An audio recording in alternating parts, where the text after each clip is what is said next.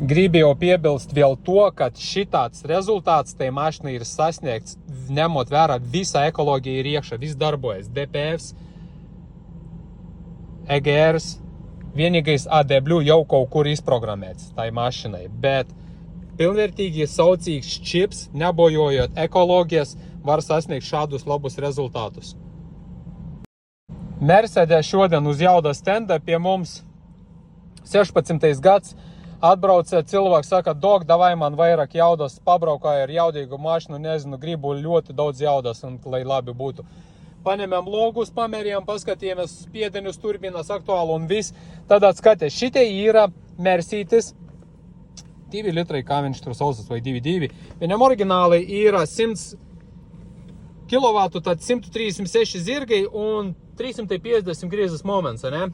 Tad viņam oriģināli bija uz jauda stenda uzrādīja tieši 135, redzat, zirgi un 300, gandrīz 70, 340 griezes moments, 340.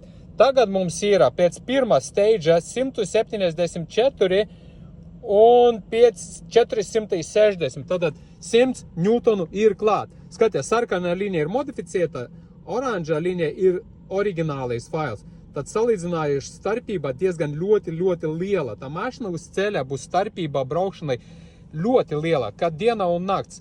Ja tu čipoji, piemēram, bez jauda stenda, tad tu nevari precīzi redzēt, cik tos parametrus, kā izskatās data logi, kā strādā turbīna, cik ir degvielas, cik ir kvēfiltra, ekoloģija, kāda ir. Bet tagad mēs viņu sačipojam pilnvērtīgi uz jauda stenda, dabojam afigienu, var teikt, rezultātu un atdosim klientam, būs priecīgs. No ārpuses parādīsim, kā izskatās tā mašina mums. Un šāds Mercedes. Foršs smūgs Mercedes un ļoti labs rezultāts.